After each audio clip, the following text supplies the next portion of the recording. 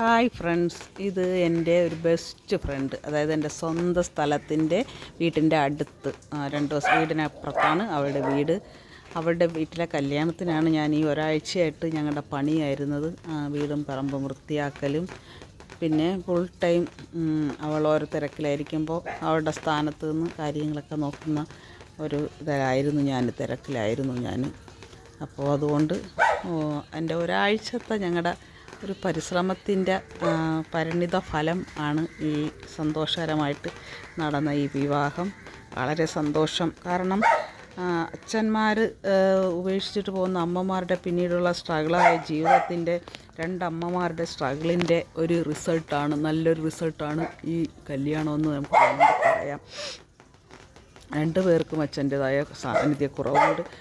ആ അമ്മമാരെ എന്തായാലും അമ്മമാരെ ഓർത്ത് അഭിമാനിക്കുന്നു. എല്ലാ അമ്മമാരും ഇതുപോലെ മക്കൾക്ക് വേണ്ടി ജീവിക്കുന്ന അമ്മമാർ ആയിരുന്നുവെങ്കിൽ കൊള്ളാമായിരുന്നു. കുഞ്ഞുങ്ങളെ കൊച്ചും പ്രായത്തിലിട്ടിട്ടൊക്കെ കാമുകനോടൊപ്പം ഓടുന്ന അമ്മമാരുടെ സ്ഥാനത്ത് വ്യത്യസ്തമായ 2 അമ്മമാരെയാണ് ഇന്നലെ കാണാൻ പറ്റിയത്.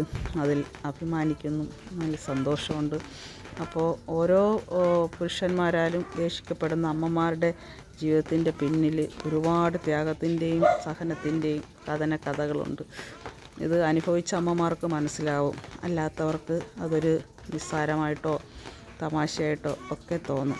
അപ്പോൾ ഇവർക്ക് ദൈവം ഒരിക്കലും അങ്ങനെയൊന്നുള്ളൊരവസ്ഥ വെക്കാതെ മരണം വരെ ഇണയായി തന്നെ ജീവിക്കാൻ ഈശ്വരൻ അനുഗ്രഹിക്കട്ടെ.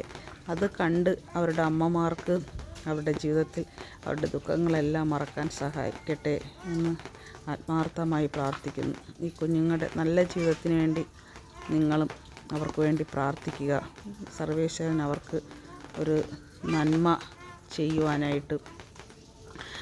അപ്പോൾ 25 വയസ്സും 18 വയസ്സും മാത്രമേ ഇവർക്ക് പ്രായമുള്ളൂ. വളരെ വിവാഹത്തിൻ്റേതായ ഒരു കുഞ്ഞു പ്രായത്തിലാണ് അവർ വിവാഹിതരായിരിക്കുന്നത്. മാത്രവുമല്ല, അവനൊരു പുതിയ വീടൊക്കെ വെച്ചു, പാല് കാച്ചി കഴിഞ്ഞു. ആ പുതിയ വീട്ടിലേക്കാണ് അവൻ വിവാഹ ജീവിതം കഴിഞ്ഞ് കാല് വെക്കുന്നത്. അപ്പോൾ അതും ദൈവത്തിൻ്റെ ഒരു അനുഗ്രഹം. അമ്മമാരുടെയൊക്കെ നല്ല മനസ്സുകൊണ്ടാണ് അങ്ങനെ ഒരു ജീവിതം അവർക്ക് കിട്ടിയത്. അപ്പോൾ അവരെ ഇനിയുള്ള ജീവിതവും സന്തോഷകരമായിട്ട് പോകുവാൻ ദൈവം അവരെ അനുഗ്രഹിക്കട്ടെ എന്ന് പ്രാർത്ഥിക്കുന്നു.